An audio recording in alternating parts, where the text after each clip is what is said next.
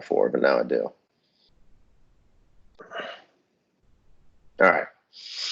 All right, so I'll get rolling here. So with the coronavirus stuff and the fact that Monte Carlo simulations are like a really common tool used in the healthcare industry in general, but specifically for infectious disease and for hospitals and that kind of stuff. I know we've had this topic before, but I thought with all the coronavirus stuff going on right now and some of the international implications of some of that and the way that it's spreading and some of the actions that the countries are taking, I thought it would be a good time to kind of like demonstrate that in this game that has been developed, that uses all those same principles that it's the statistics behind the game that I really find interesting, to be honest with you. Most games have some sort of like random generator involved in the game that says the probability of some event happening. And it's really common in infectious disease analysis and spread to use the probabilities associated with infection to kind of try to forecast where and how diseases are going to spread. And so the way Monte Carlo simulations work is you build a model that basically represents the relationships where things are connected and how those things relate to each other. So on this game specifically, it works really well as a model because a lot of them are real world relationships that are very easy to understand and represent. So I kind of muted this guy talking because he's basically saying the same kind of stuff I am, but he's also a YouTuber, so his voice is obnoxious in my opinion. And you can see the basis of this game is that you pick a country where you want the virus to start, in this case, China. You can see the little red dot that appeared there. And the model that they've created for this game is the relationships between all of the countries. And you can see the borders are partially the representation. So like between China and Russia, there's a border. And so there's a relationship there that basically says they have a land border, and the probability of crossing a land border between countries, and I'm making up the probability, is, per day, which is the time interval here. Per day, it's, 1 in 1,000, right? So on every 1,000th day, if you were to do 1,000 days, the probability that one case will occur is 1 that will pass border to border. And there's different relationships based off of the type of connection they have. So if there's an airplane representation, the transmission probabilities incredibly increase. If it's an open border, there's a very high probability. If it's a closed border, the probability goes way, way down. If it's a ship transmission, the probability goes way, way down. But it also depends on the characteristics of the specific virus that you're trying to forecast and trying to predict, right? And what's interesting about this game is that it represents the virus probabilities based off of the statistical, profile of that virus or that infectious disease. And so the point of the game, right, the goal of the game is education, right? That's why they built this game. But it also shows all the different characteristics that can evolve as the result of a virus or a bacteria or a parasite or whatever into other items, right? So the things that he's kind of highlighting here when he's going through this is that, and I'll pause it, I'll kind of pause this for a second so I can point it out. There's the source is bats, they say, or one of the theories. And then there was an intermediary creature that it was transmitted through. I can't remember the name of it, but they said the name of it in here. And if you Google it, you can probably find it. Now, whether or not any of that is true is irrelevant. It doesn't really matter. But this one bubble in the middle is really what makes this thing kind of interesting. And there's a huge evolutionary leap there to go from infecting one species of animal and being transmittable to other species of animal. And that barrier, that filter, is a huge kind of filter to cross. And once you cross it, then you kind of open up the floodgates and the possibilities of spreading the disease pretty dramatically at that point. The other characteristics that this thing kind of exhibits that they talk about later in this video, and that if you've been reading the news, that make it much more dangerous, is that it's asymptomatic, right? Which means that people don't even know that they have it, and they continue to touch and interact with other people and travel and spread the disease. So it gives the thing legs, basically, so to speak, right? So you can see like there's another characteristic, person-to-person transmission, and then there's another step on this. The cool thing about this particular mod and this representation of the virus is they haven't added anything that's not actually legitimately part of the disease on this. And it's you can see how incredibly infectious this thing gets really quickly in this simulation. Right now on the bottom left, I think it's already got like 800,000, and they haven't even gotten to the respiratory infection, like the ability to cough and spread it via air, right? Which makes it obviously much more infectious. If you're standing within 6 feet of somebody and they cough, there's a possibility, there's a higher probability of getting it. Now, what I would say is that this is a video game, right? This is not the same level that like the World Health Organization would do. And I would guess that in the interest of making the game interesting and fun to play, they've dramatically increased the infectivity of all diseases that are represented in this game, just so that it's interesting.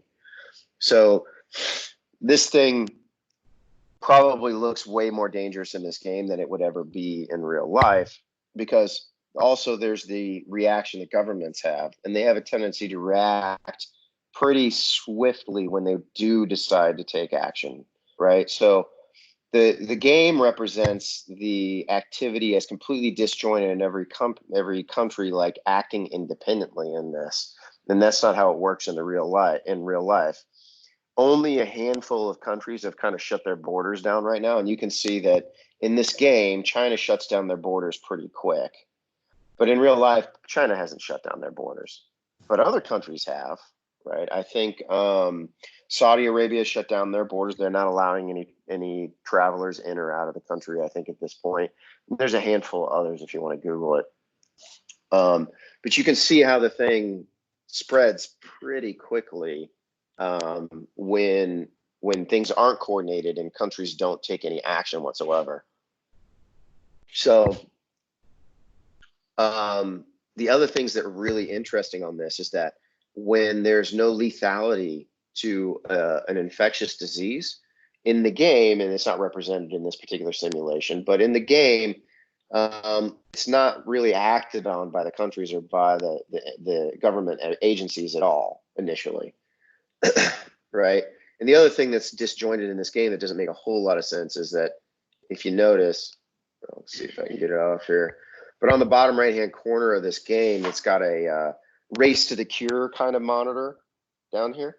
And you can see that it just now started. I mean, according to this simulation, 1.7 million people have already died in the game, and they haven't even started working on a cure yet, which is completely unrealistic, right? If there was you've seen the reaction in the real world associated with coronavirus, where only I think it's less than 4,000 people have actually died from the coronavirus, and there's already a massive effort on the part of pretty much every major country that has a very advanced healthcare industry to start work on a inoculation and get everybody like a cure.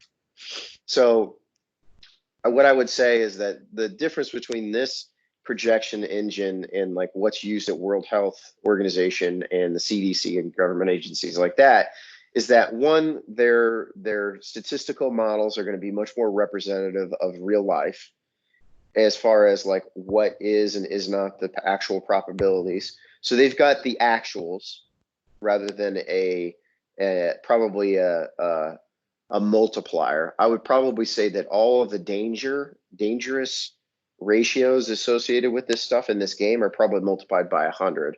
So this thing is probably making it look 100 times worse than it really is. And I'm making that up, but you get the point. This thing is not has not killed 5.7 million people in the first year. Actually, it was in the first 10 months. This simulation projected, 2.3 million people or whatever it is, 5.3 million people dead. But like that's not realistic in this case. Basically, the whole world will shut down and stop traveling if it gets even close to the, in the hundreds of thousands. So anyways, short version is the game is like an exaggeration of real life, but the principles are essentially the same, and the overall overarching model is essentially the same. They have the models in the World Health Organization. I saw a talk online about, like, a guy was talking about the models that are represented in where they use it at the actual like CDC, and their models are this one is only broken down by country. The ones they have are broken down by county, right? And they go into general life habits of that county even. So how many healthcare workers work in that county is one of the like variables that's utilized in like tracking emergency response to a pandemic. And so obviously if there's more nurses, then there's a much more higher emphasis on hygiene and cleanliness, and there's more healthcare workers to help enforce infectious disease controls over the people that are in there, then the lower probability of spread and lower probability of things. But if you get into an incredibly rural area with a disease that has high transmittability via livestock and low healthcare workers, low number of hospitals, then the spread in areas like that would be much higher because the characteristics of that specific disease are much more, acclimated to that environment. And then there's other, there's different characteristics for different types of diseases that make them difficult to cure. That's what he's kind of representing here. And on this section, the abilities, and you can see that it's got, drug resistant strains, right? Like everybody's heard of MRSA, which is basically an antibiotic resistant version of a bacterial infection. And there's equivalents in viruses that I guess basically say that it evolves and mutates incredibly quickly, which is one of the things that's unfortunately part of the coronavirus, is it does mutate quickly, evidently, which makes it incredibly dangerous. So it can change its properties over time very quickly, very similar to like the flu virus, in that within 6 months, it's going to be completely different, and whatever we come up with may not necessarily work on it anymore. So short version is the thing is incredibly dangerous. I think it's been somewhat misrepresented in some areas and some groups as being like, well, it's not even as bad as the flu virus. If you like combine all of flu viruses and like the, whatever it is, 130 different variations of the flu virus that we know about, and compare it, this one, to all of them, yeah, the flu virus is much more dangerous. But this is one virus that hasn't really had a chance to like aggregate yet. Yeah, okay. So you can see like in his first version of this thing, like he's able to cure the disease, and 1.3 billion people died essentially. Right. Oops. So by the time it was all said and done, 1.3 billion people die, which is obviously huge, right? But I think that the other metric that he had included in this is that the death rate of coronavirus is like 30%. At this point, they don't think that the mortality rate of coronavirus is that high.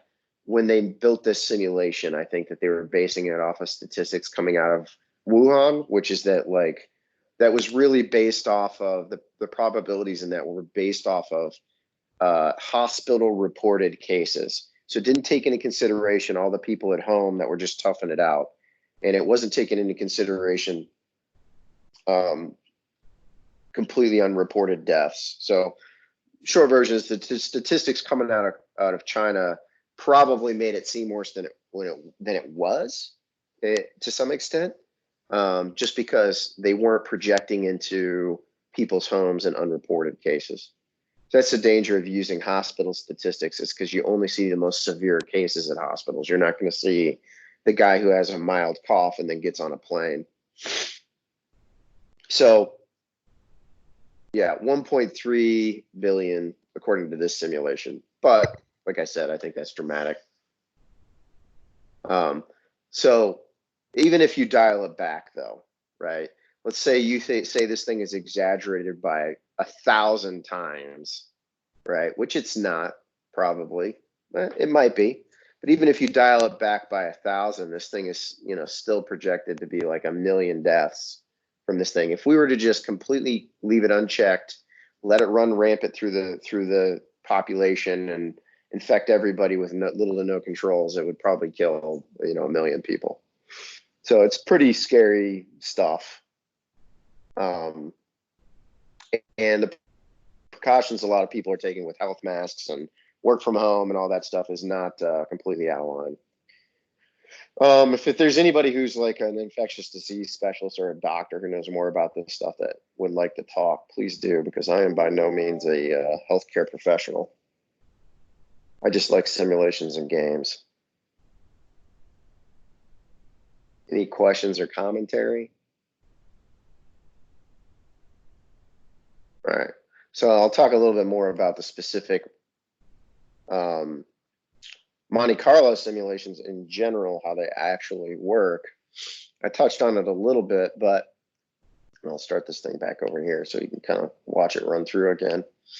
And he doesn't talk about Monte Carlo simulations in here at all. He just talks about the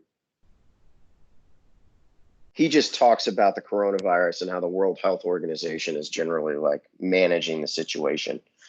But I kind of touched on it a little bit, but the core components of a Monte Carlo simulation is you identify your specific nodes, in this case countries, and some metric that you want to measure associated with each one of those nodes for monitoring, and understanding the relationship between those nodes and how they impact their relative metric, right? So in this case, and in this simulation, the nodes are the countries.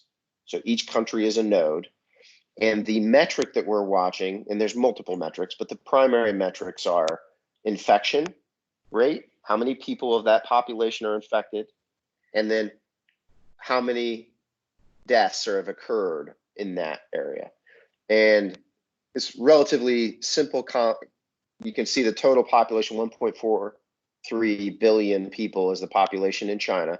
So that tells you that node has a population of 1.4 billion, right? So that gives the parameters, the constraints around what the maximum number of infected and the maximum number of dead can be in China. And it also shows, it also puts constraints, obviously, on how it can impact other countries, right? So it has 1.4 billion possible transmissions it can do to other countries, right? And the probability of someone traveling outside of China increases proportional to its population, right? So if there's a probability that someone will travel from Russia to China per day is 100%, right? And the probability that that person will be a carrier is based off of the current infection rate of China.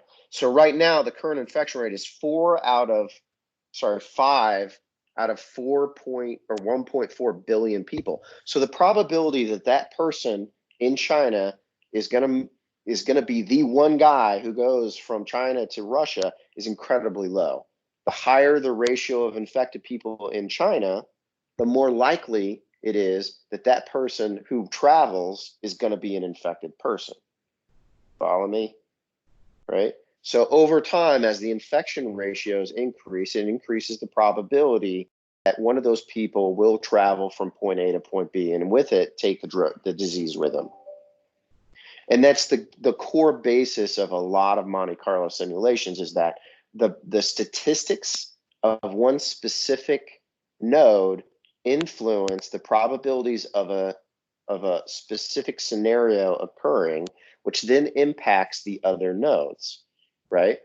Then there are other specific items associated with the disease or whatever that modify the probabilities of each specific event, right? And that's what these things are playing with here. So the rate of infection within a country is impacted by these things that he's playing with here, right? So the current infection rate, you can see it at the very bottom down here.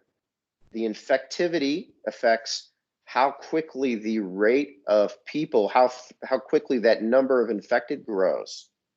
So the lower the number, the slower the number of infected is going to grow. The higher the number, the higher the infectivity, and I say that in quotes, the higher the number, the larger, it's a calculus function, the faster it will grow, right?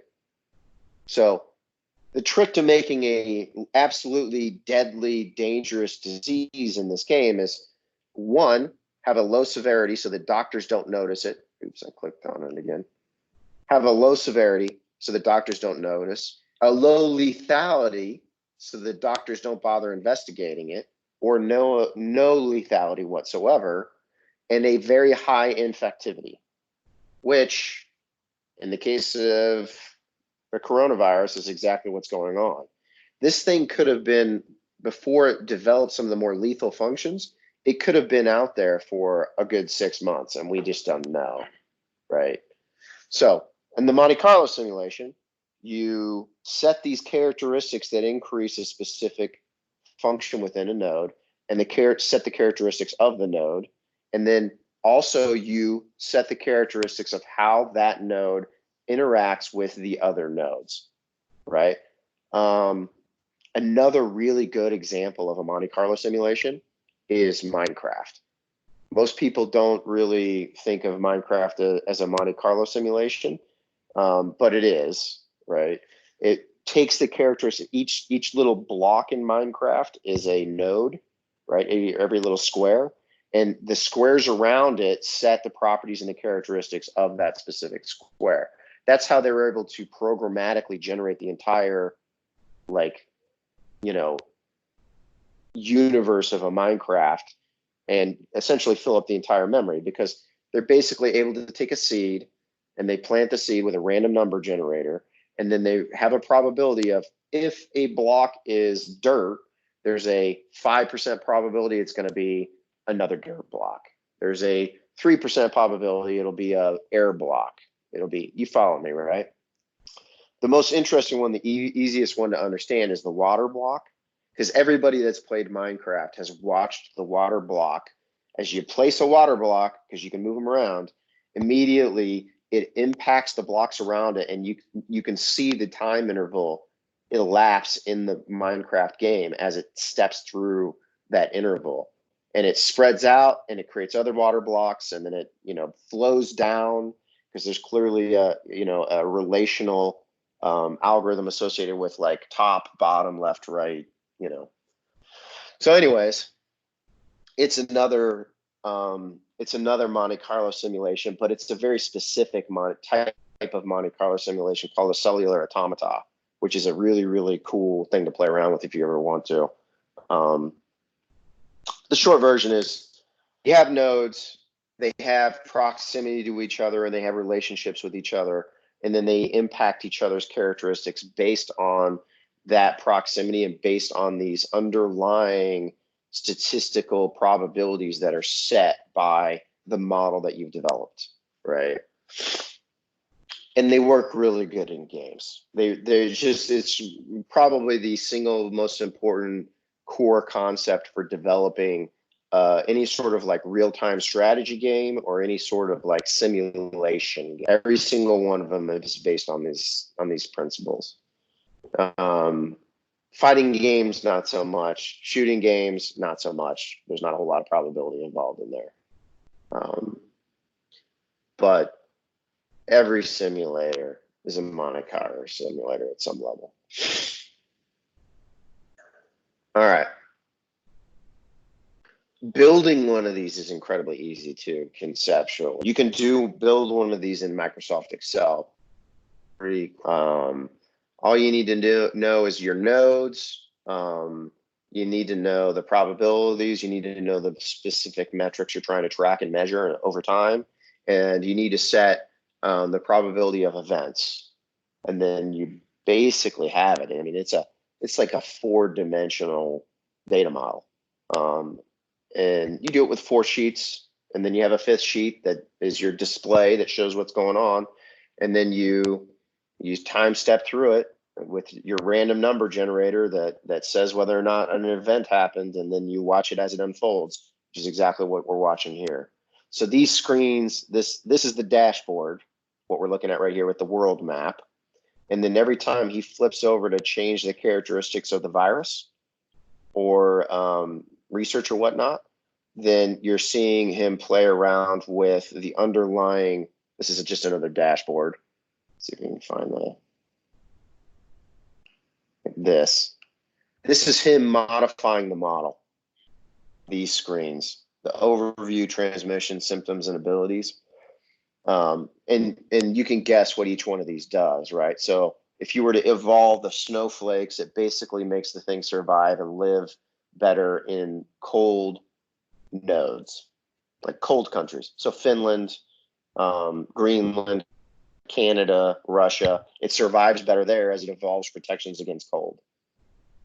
As it evolves protections against heat, it survives better in places like Africa and Brazil. That's because those nodes have very specific characteristics that are coded to them about, like, their climate. And it doesn't, you can't really see it down here, but there's also in the game, it also accounts for some of the stuff I was talking about earlier with number of healthcare workers in the healthcare system in general. So, and you can evolve characteristics that would, protect you from those things as the virus. This is an incredibly fun game, right? If you want to learn what is dangerous and what isn't dangerous really in like the disease world, pick this game up and play around with it. It's also got some fantasy kind of like scenarios too that you can play around with. Like there's a vampire fantasy. Like what if vampires were real? How would that work? And the interesting thing about that scenario is it makes it pretty clear pretty quickly that human beings just hunt down vampires really quickly and kill them. And then that's the end of that. Like that's just not gonna work, right? The other thing too they have is the virus outbreak one for zombies, where after the people die in the game, they turn into zombies that then attack people and infect them. And the fascinating thing about that scenario is the fact that when you add another layer of complexity to how people can get infected and how they can die, it basically makes you respect the zombie movies even more, to be honest with you. Because if that was ever, if magic was real and zombies could ever actually happen, then we'd all be dead, right? Like we would not have made it this far in the universe. That scenario is particularly fun to play. And the thing you learn from that is you basically want to live in Iceland or Madagascar, because those are the 2 places the zombies can't seem to ever get to. New Zealand's pretty safe too from zombies. But yeah, it's a fun game. It's a good simulator. Pick it up. Any other questions about Monte Carlo simulations?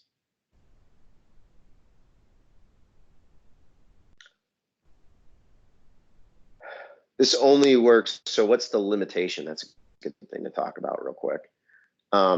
Just like every other statistical modeling technique, it has its limitations and strengths. Its strengths are on known, clearly defined relationships, right? There's a very clearly defined relationship between Russia and China. There's a very easy to measure actuals that you can get as far as travel rates. Like if you wanted to, you could probably Google and find out the number of people that travel between China and US every day via planes. And you could very easily calculate the probability of one of those people being infected because you know the infection rate in China right now, right? It works really well for forecasting on known quantities and known relationships.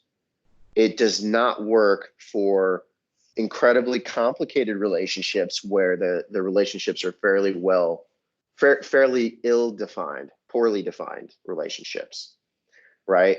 So the first thing everybody wants to do with every new statistical model technique that they learn about is they want to apply it to the stock market.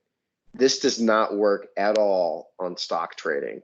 It just is completely useless because the relationships between different stocks and different companies is very often very poorly defined and very difficult to track, right? So the relationship between the food industry and the pharmaceutical industry, there's definitely a relationship there, but how that relationship works and how the money flows back and forth between those things is virtually impossible to find. Now there's people in both. Other than that, I don't really know. So it doesn't, this kind of like methodology does not work in the stock market at all. If it is used in that way at all, I'd be very curious to see how they're using it.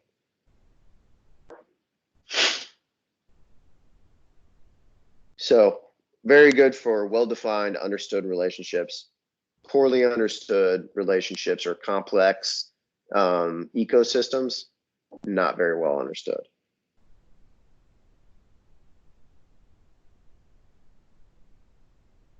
Pause there for a second. Any other questions?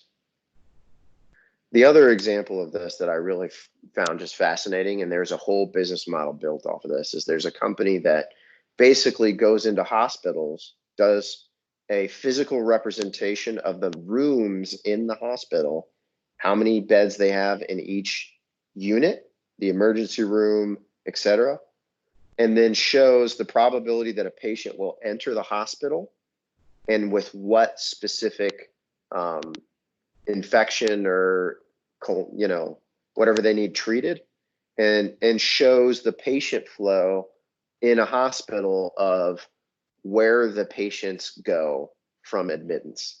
And it shows, it's used to basically demonstrate in the hospital where the bottlenecks are going to be for the hospital. Are people likely to be like sitting in the hall waiting for treatment in the infirmary or in the maternity ward or in the cardiology department? Or where do you have enough beds?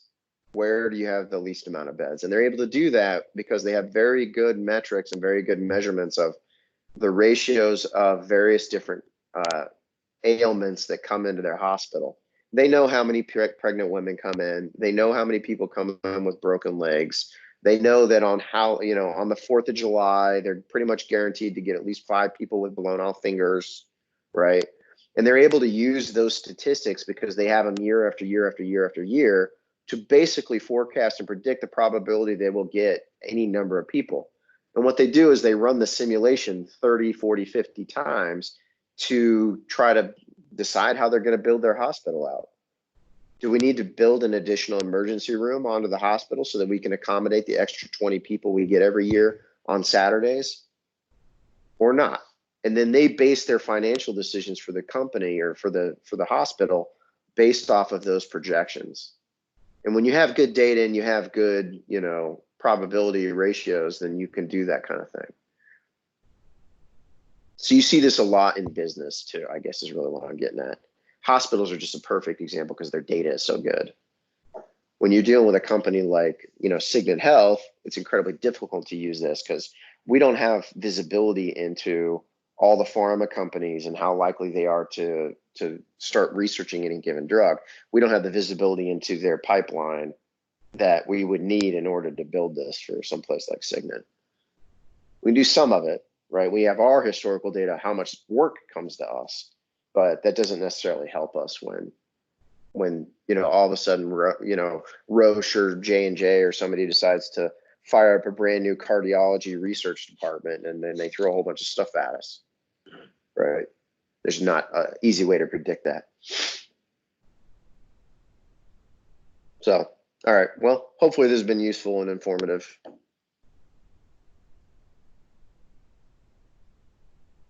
Yeah.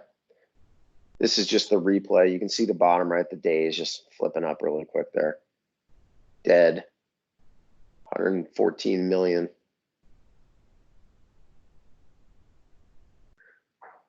So, all right, well, nobody has any questions or comments. I guess I'll kind of wrap it up there, and I think this has been fun, hopefully, for everybody. All right, guys. I guess we'll talk again next week. If anybody has any suggestions or topics for next week, let me know, or they want to present something they're playing around with, let me know. I went to a presentation on psychopharmacology last week, so I can kind of talk about what they're doing in some of the pharma companies around chemistry exploration of stuff next week if we want. All right. All right. Thanks everybody for showing up. And if you have any questions or suggestions, feel free to shoot them over to me. All right. Bye, guys. Thank you. Thank you. Bye.